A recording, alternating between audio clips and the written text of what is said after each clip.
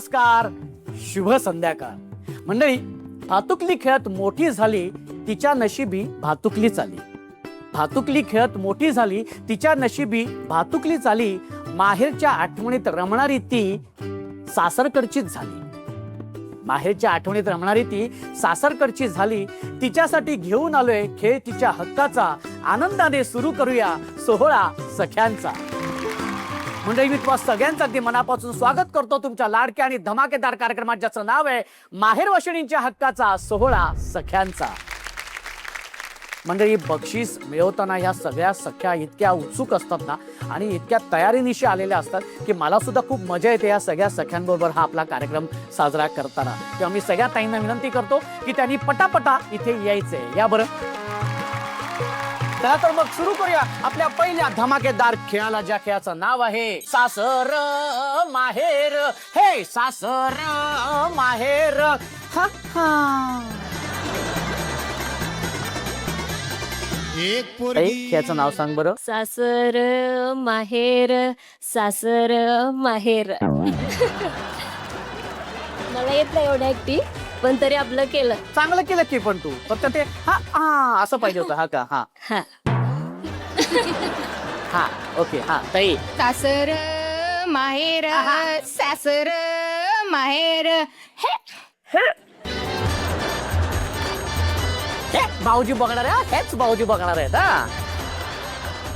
खेळाचं नाव सांगा. सासर माहेर, सासर माहेर. क्या बात आहे. जोरदार टाळ्या होऊन जाऊ दे. ओके.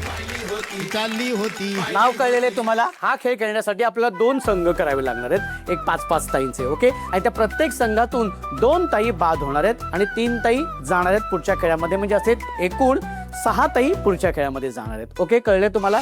आणि आता आपण सुरू करूया खेळाला. बरं, आता तुम्ही सासरी उभे आहात. हा, ही नदी ओलांडली की माहेर. ओके. माहेर म्हटलं तर माहेर उडी मारायची, सासर म्हटलं तर सासरी उडी मारायची. ओके. जी ताई चुकीची उडी मारेल ती ताई बाद. जी ताई उशिरा उडी मारेल ती सुद्धा बाद. Okay, ready. माहेर.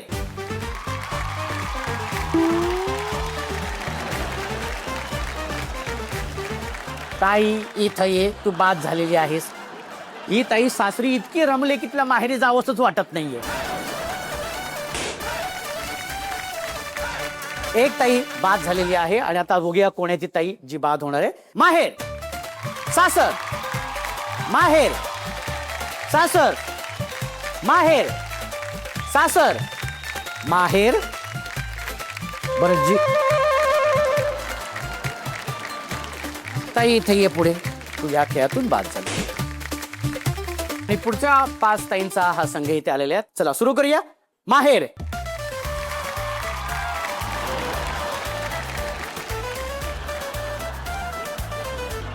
ताई, सासर एवढं आवडलं तुला, माहेरी जायचंच नाही ठरवलं? नाही जायचं. ओके, हरकत नाही. पण इथे तुला बाहेर जावं लागेल पहिल्या खेळातून, कारण तू बाद झालेली आहेस.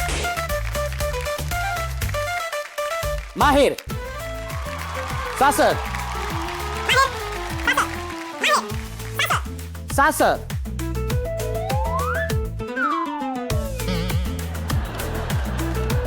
1 2 3 तिघी आऊट. आणि आपल्याला एक ताई हवी होती, पण ताई तुझं अभिनंदन, कारण तू ऑलरेडी गेलेली आहेस पुढच्या खेळामध्ये. त्याच्यामुळे तू बाजूला उभी राहू शकतेस. आणि आता तुमच्यापैकी एक ताई बाद होणार आहे. हा. सासर, माहेर, सासर, माहेर.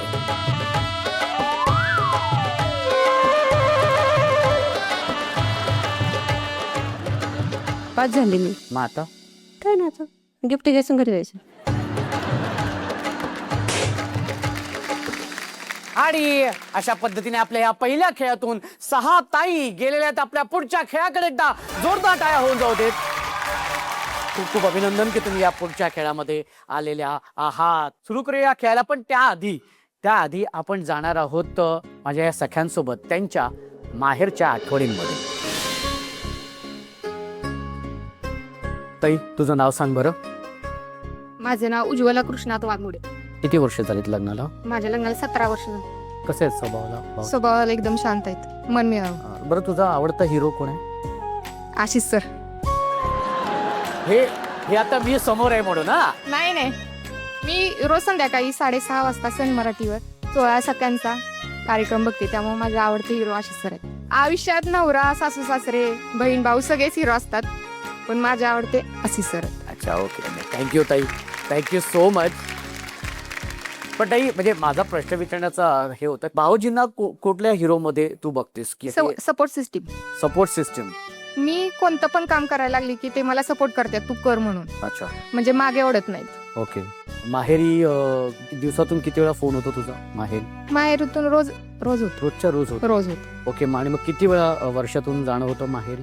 6-7 महिन्यातून. 6-7 महिन्यातून एकदा. मग जेव्हा तू माहेरी जातेस तेव्हा सगळ्यात आधी कोणाला जाऊन कडकडून अगदी मिठी मारतेस? भावाला. काय सांगशील भावाबद्दल? मी मोठे, भाऊ 2 नंबरचे, एक बहीण आहे छोटी. भाऊ चांगला आहे आणि त्याचा स्वभाव पण खूप चांगला आहे, मनमिळावा आहे. त्याला बहिणी माहेरी आल्या की खूप आनंद होतो. आमची पहिली घरची परिस्थिती खूप नाजूक होती. आई वडिलांची. वडिलांना 1,500 रुपये पगार होता. त्यावर आमचं सगळं घर कुटुंब चालत होते. आई शेतीत कामाला जायची. ज्यापासून भाऊ कमवायला लागलाय तेव्हापासून घरची परिस्थिती खूप सुधारली. त्यामुळे आम्हाला सगळं जिथल्या तिथं मिळायला लागलं.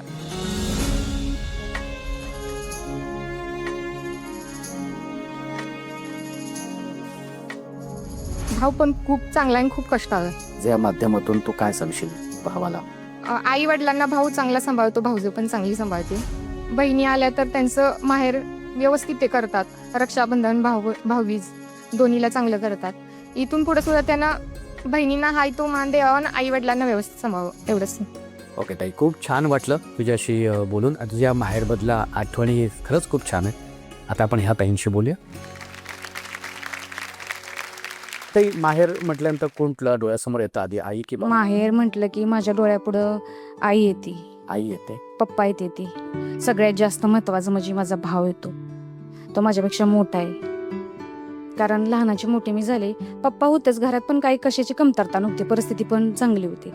पण सगळ्यात जास्त सपोर्ट केला असेल तर माझ्या भावानं. शिक्षणाच्या बाबतीत, प्रत्येक गोष्टीच्या बाबतीत, हट्टाच्या बाबतीत तर त्यानंच. कारण तोच एकमेव असा होता की आमच्या घरात सरकारी नोकरीवाला होता. कॉलेजच्या वेळेस पण त्यांनी मला कधी मी कुठला पण हट्ट केला तर त्यांनी पुरवला.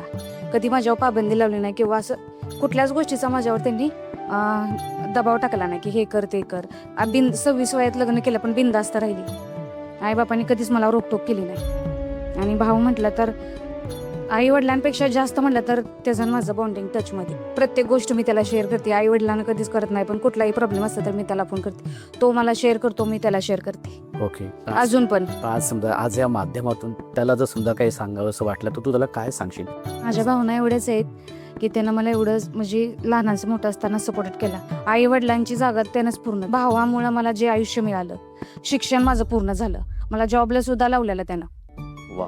आणि घरातल्या सगळ्यांची इच्छा होती की मी सर्व्हिसवाल्याबरोबर लग्न करावं, पण मला नव्हतं करायचं. कारण मला हे म्हणजे आहेत ना त्यांच्यावरच लग्न करायचं होतं. स्थळ चालेलं पण घरातल्यांना पसंत नव्हतं. घरातल्यांना सरकारी नोकरीवाला पाहिजे होतं.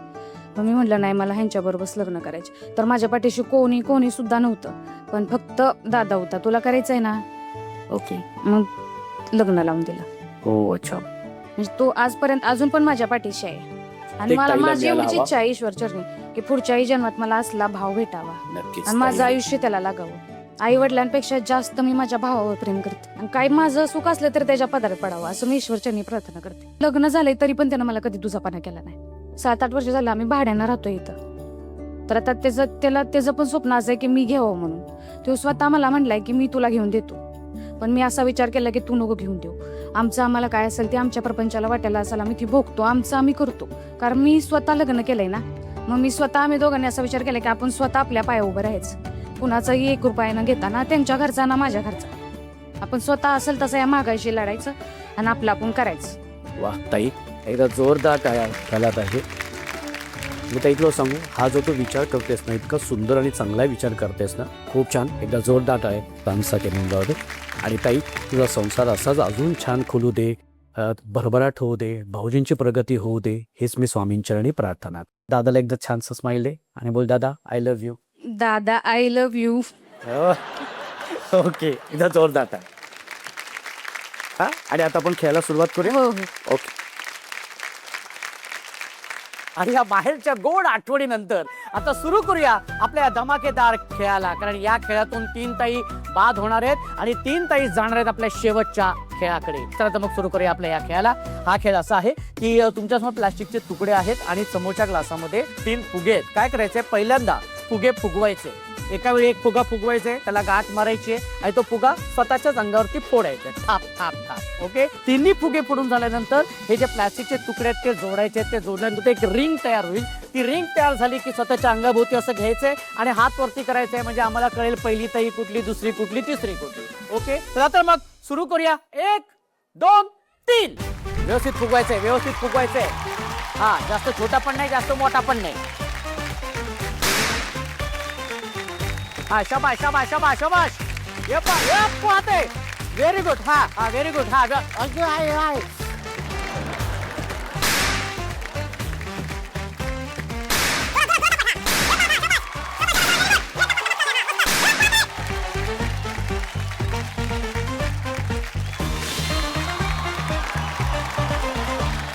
हा, रे घ्या लवकर लवकर. हा हा हा, लवकर. Very good. हा, हात वरती करायचे. हा, या या.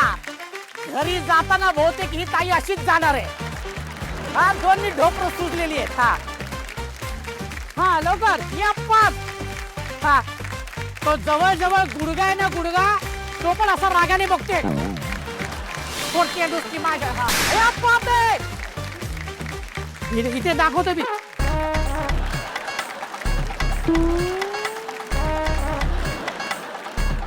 म्हणजे तू फुग्याला गाठ मारली नव्हतीस, मग कसा काय फुसकनाला गेली हवा बाहेर.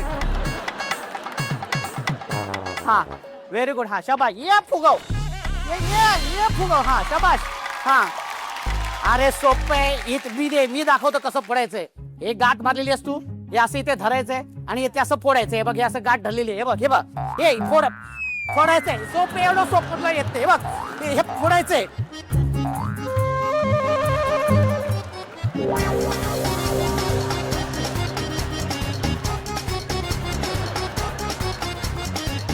ठीक आहे, दुसरा फुगा फुगवायला गे. दुसरा फुगा फुगवायला गे. त्याचा निर्णय असा आहे की ज्या 3 ताई आपल्या पुढच्या खेळामध्ये गेल्या त्या ताई आहेत.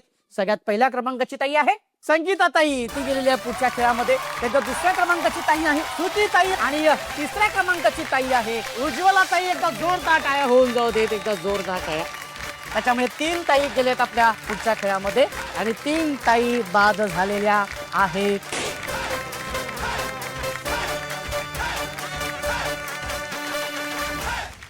आणि आता तिसऱ्या खेळाकडे आपण जाणार आहोत. पण मला अजून 2 ताईंसोबत गप्पा मारायचे आहेत आणि जाणून घ्यायचे आहेत त्यांच्या माहेरच्या आठवणी.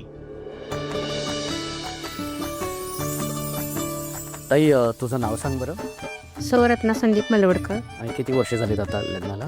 20 वर्ष झाली. 20 वर्षाचा तुझा संसार आहे. किती संकट आली, किती वादळ आली, त्या संकटातून, त्या सगळ्या परिस्थितीतून कशी तू म्हणजे संसार तुझा व्यवस्थित तू चालवतेस, हे उलट आम्हाला ऐकायला आवडेल. मी लग्नाच्या अगोदरपासून जॉब करत होते. मी अंगणवाडी शिक्षिका आहे आणि मी लग्नाच्या अगोदर सर्व्हिस करत असल्यामुळे मला भरपूर अनुभव आलेले आहेत. घरातले बाहेरचे भरपूर मला अनुभव घेत आले. माझा हिरो माझा नवरा आहे, कारण त्यांनी मला प्रत्येक वेळेस प्रयत्न करायला हवे. तुझा मी आहे तुझ्या पाठीशी, काय होणार नाही तुझा. आता मी येत नव्हते कार्यक्रमाला, मग ते स्वतःहून म्हणले आहे ना कार्यक्रम आपला इथं, तुझा काही असो तू जाऊन ये, तुला यश येणारच आहे आणि तू आतापर्यंत जिंकतच आलेले आहे. किंवा माझा नवरा माझा हिरो आहे. ताई, जसं तू आता म्हणालीस की तुझ्या आयुष्यामध्ये किंवा तुझ्या संसारामध्ये हिरो भाऊजी, हा, तर तसं एक कोण ना कोणतरी एक खलनायक किंवा खलनायिका असतेच असते. असं कोण आहे का खलनायक किंवा खलनायिका? प्रत्येक कार्यक्रमामध्ये आम्हाला जॉब असल्यामुळे आम्हाला बोलवत नाही, कारण की तू जॉबवर आहेस, आम्ही घरात असतो, त्यामुळे आम्ही एकमेकींना बोलवतो, येतो. तू कारण सांगतेस की मला सुट्टी नाही, मग सुट्टी नाही असं पण त्यांनी फोन करायला पाहिजे ना, बा असं असं कार्यक्रम आहे, तुला वेळ मिळेल का, तुला सुट्टी मिळेल का, हा प्रश्न ते मला विचारतच नाही. सासरचे लोक ते सरळ कार्यक्रम करतात आणि स्टेटसला ठेवतात. मग ह्या गोष्टीचं जरा मनात खंत वाटते. मग मी म्हणते जॉबला असले म्हणून काय होतं, सुट्ट्या मिळतातच ना आम्हाला सुद्धा, आम्हाला का बोलवलं नाही. आम्हाला तुम्ही फोन करायला पाहिजे समोरनं की बाबा ठीक आहे येतीस का, तुला वेळ आहे का, काढ वेळात वेळ, येऊन जा, जास्त वेळ नको थांबू, थोडा वेळ थांब, तुझं काम काय असेल ते कर, पण ये इथं, एवढं बोलायचं ते अधिकार आहे ना त्यांनी आम्हाला, कशाला थोरलंय आम्ही मग. पण म्हणजे ज्यांनी तुला विरोध केले ते ज्या विरोध केले त्या खलनायक आहेत. खलनायिका. मस्त मस्त आणि अशीच राहा, कोणी किती काही बोलू दे, मी नाही बदल असंच राहायचं. हा, व्हेरी गुड. आणि पुन्हा एकदा भाऊजींचं मी खरंच कौतुक करतो की ते तुझ्या आयुष्यामधले हिरो आहेत. आता आपण ह्या ताईंशी बोलू. तुझं नाव सांग बरं. माझं नाव अनिता विठ्ठल भवर. किती वर्ष झालीत लग्नाला? माझ्या लग्नाला 26 वर्ष झाले. 26 वर्षाचा तुझा हा संसार आहे, म्हणजे माहेर सोडून तू 26 वर्ष सासरी राहिलेली आहेस. हा. काय जास्त जवळचं आता वाटतंय, माहेर की सासर? मला माहेर चांगलं वाटतं. माझ्या माहेरी मी खूप एन्जॉय केलाय आणि खूप चांगले राहिलेले आहे. सासरी माझा नवरा हिरो आहे, त्याने मला भरपूर सपोर्ट केला आणि अजून बी करतायत. कुठल्या बी कार्यक्रमाला जा, तू एन्जॉय कर. सासरच्या लोकांनी थोडा मला त्रास दिला, समजून घेतलं नाही मला, पण मी आता अगदी व्यवस्थित राहते आणि माझी दोन्ही पण मुलं नोकरी लागली. आता माझा संसार चांगला चाललेला आहे. पण मग आता हा कार्यक्रम सासरची लोक पण कदाचित बघतील, त्यांच्यापर्यंत ह्या गोष्टी पोहोचतील, म्हणजे तुम्हाला काही गोष्टी सुचवायच्या आहेत किंवा सांगायच्या आहेत. मला त्यांनी समजून घ्यावं आणि सपोर्ट करावा. असंच कर, तू तसं कर. मोठे जावेने मला कधी बी समजून घ्यावं. मी अजून बी त्यांच्या प्रेमाची वाट बघत आहे. माझा स्वभाव चांगला आहे. मला वाटतं की मी माणसात राहावं म्हणून, पण त्यांनी मला असं समजून घेतलं नाही कधी जावेने माझ्या मोठ्या. तुमची जशी एक बहीण किंवा मुलगी असेल तशीच मी पण दुसऱ्याची कोणाची तरी मुलगी किंवा बहीण आहे ना, मग मला ते सांभाळून घ्यावे त्यांनी, हेच माझं म्हणणं आहे. म्हणजे मी त्यांच्यापाशी जाते पण त्या मला नाहीच सांभाळून घेत. कारण म्हणजे कसं, लग्न झाल्यापासूनच त्यांनी मला समजून घेतले नाही. तुला स्वयंपाकच येत नाही, तुला असंच येतंय, तू अशीच करतेस तशीच करते. आज त्यांच्या घरी सवास नाही तरी मला त्यांनी बोलवलं नाही. तिथे सगळी पाहुणे जमलेत, फक्त मी नाही. मग मला किती वाईट वाटत असेल. पण मग तुम्हाला आता ह्या जसं आता तुम्ही हिरो कोण आहे ते तुम्ही सांगितलं की भाऊजी हिरो आहेत, जे तुम्हाला सपोर्ट करतायत किंवा काय, पण मग ह्या सगळ्या इतक्या वर्षाच्या संसारात खलनायक किंवा खलनायिका कोण आहेत असं तुम्हाला वाटतं? जे लोक मला समजून घेत नाहीत तेच माझ्या खलनायक आहेत. नक्कीच ताई. आणि एक भाऊ म्हणून मी पण 2-3 गोष्टी मी नक्कीच सांगेन की तुमच्या सासरकडच्या ना, की ज्या सगळ्या कोणी आहेत, कारण जसं की आता जसं ताई म्हणालेस की एक व्यक्ती, एक जी स्त्री असते ती स्वतःचं घर सोडून तुमच्या घरामध्ये आलेली असते, तिचे आई वडील त्यांच्यापासून ती दुरावून ती तुमच्या घरी आलेली असते. तर मला असं वाटतं तुम्ही सुद्धा तिला आपल्या मुलीप्रमाणे, आपल्या बहिणीप्रमाणे तिला जपा, तिच्यावरती प्रेम करा. आणि तुम्ही सुद्धा तितकंच ही आपल्या घरातलीच एक मोठी बहीण आहे किंवा ही आपल्या घरातलीच माणसं आहेत असं समजून तुम्ही सुद्धा जर त्यांची काळजी घेतली, त्यांच्यावरती प्रेम केलं, कदाचित समोरनं सुद्धा ती व्यक्ती तसे वागू शकते. तर नाही, त्या तशा वागल्या तर मी नाही वागत. माझा काही कार्यक्रम असला तर मी त्यांच्या सुनांना आवाज देते. ते नाही आल्या ना, ते बळानं येत नाहीत, त्यांच्या सुनांना आवाज देते. माझी मुलं त्यांच्या मुलांना बोलावतात, येतात की. ओके, असं आहे. त्या नाही ते येणार म्हटल्यावर नाहीच बोलले येणार. अच्छा, असं आहे. पण मी बोलावणार की, माझा काही बी कार्यक्रम असेल तर मी बोलावणार, माझी मुलं पण बोलावणार. माझी मुलं तर म्हणतात मी दुश्मनच नाही करणार. मग मी तुमचं कसं असू दे लेडीजचं, पण आम्ही कधी दुश्मन करणार नाही. वा, व्हेरी गुड. या गोष्टीवरती एकदा वा वा वा ताई, खूप छान वाटलं तुझ्याशी पण बोलून. हा, आणि एकंदरीत ज्या पद्धतीने तू सगळ्या गोष्टी तुझ्या जी खंत असेल म्हणा किंवा जे तिथं मांडलीस ते नक्कीच त्या व्यक्तींपर्यंत नक्कीच पोचतील. ओके. आणि आता आपण खेळायला सुरुवात करूया. चालतंय. आता आपण आलेलो आहोत आपल्या शेवटच्या खेळामध्ये. ताई, तुम्हा तिघींचे खूप खूप अभिनंदन आणि शुभेच्छा सुद्धा, कारण आता तुमच्यापैकीच होणार आहे आजच्या भागाची हुकुमाची राणी. ताई, कसं वाटतंय? छान वाटतंय. शेवटच्या खेळात आलीस. हो, मस्त वाटतं. तर असा आधी विचार केला होता की तू नव्हता कधी केला, पहिल्यांदाच फर्स्ट टाइम खेळली लग्न झाल्यापासून. लग्न झाल्यापासून हो. पहिल्यांदाच खेळली? हो, त्यामुळे छान वाटलं, मस्त वाटलं. पण पहिला म्हणजे कार्यक्रम व्हायचे सोसायटीत, पण लहान मुलांमुळे काही जमलं नव्हतं. आता जमलं, छान का वाटलं. त्याचे डोळे का पाणावले तुझे? नाही,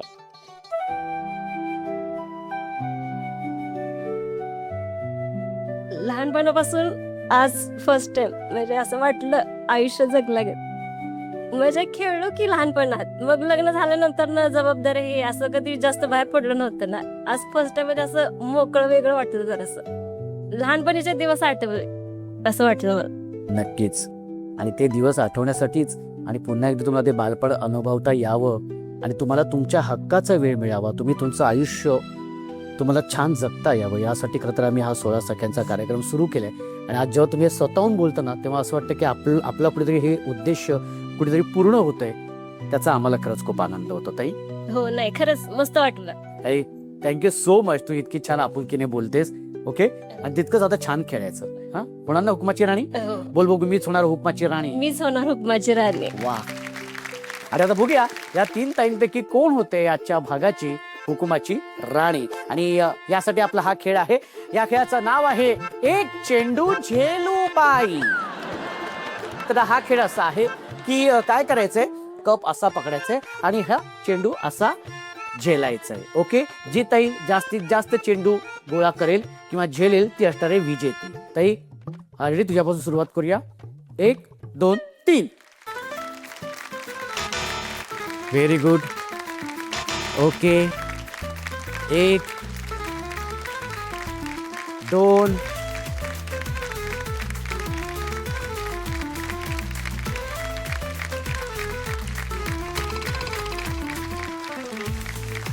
5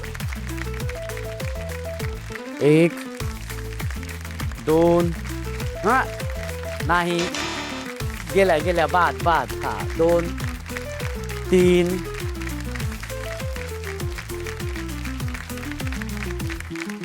7 8 चेंडू गोळा केलेले आहेत. हा रेडी. 1 2 3.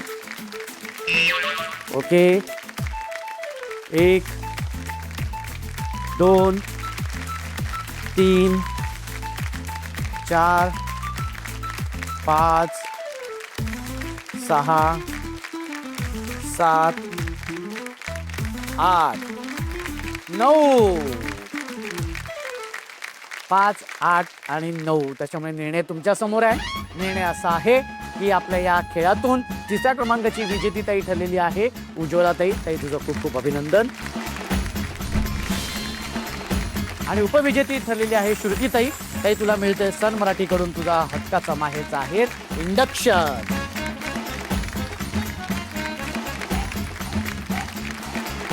आणि आजच्या भागाची हुकुमाची राणी ठरलेली आहे संगीता ताई. एकदा जोरदार टाळ्या होऊन जाऊ दे.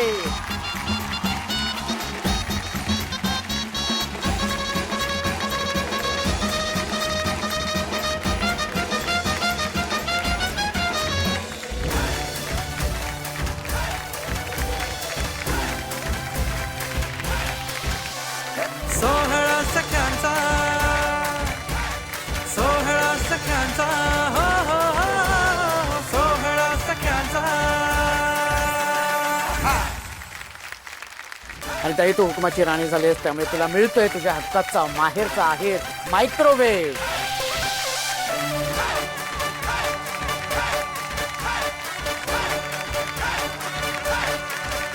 बरं ताई, तू हुकुमाची राणी झालीस तर का झोपून तू इथे सोडणार आहेस? जो मला मिळाला इथं हक्काची आनंद ते सगळ्यांनाच मिळायला पाहिजे. अच्छा, घरच्या लोकांनी समजून घ्यायला पाहिजे. प्रत्येक स्त्रियेला ह्या हक्काचा वेळ मिळायलाच पाहिजे. हे घरच्यांनी समजून घ्यायलाच पाहिजे. ओके ओके, बरोबर आहे ताई तुझं. कारण प्रत्येक महिलेला तिच्या हक्काचा आनंद आणि तिच्या हक्काचा वेळ फार महत्त्वाचा असतो आणि तोच देण्याचा आम्ही प्रयत्न करत असतो आणि म्हणूनच हा कार्यक्रम सुरू केलेला आहे. ताई खूप खूप अभिनंदन तुझं. पुन्हा एकदा एक सेल्फी मात्र काढणार आहे. ओके,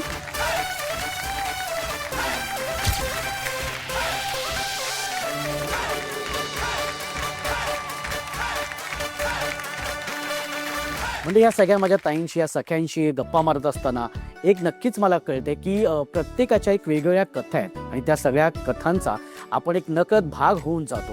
आणि मला खरंच खूप आनंद आहे ह्या गोष्टींचा की मी त्यांच्या आयुष्यामध्ये की एक आनंद निर्माण करू शकलो याचा मला आनंदसुद्धा आहे आणि अभिमानसुद्धा आहे. आणि हाच आनंद मला प्रत्येक भागात हवा आहे आणि त्यासाठी मला तुमची साथ हवी आहे. त्या भेटूया पुढच्या भागात तुमच्या धमाकेदार आणि मजेशीर कार्यक्रमात ज्याचं नाव आहे माहेर वशिणींच्या हक्काचा सोहळा सख्यांचा.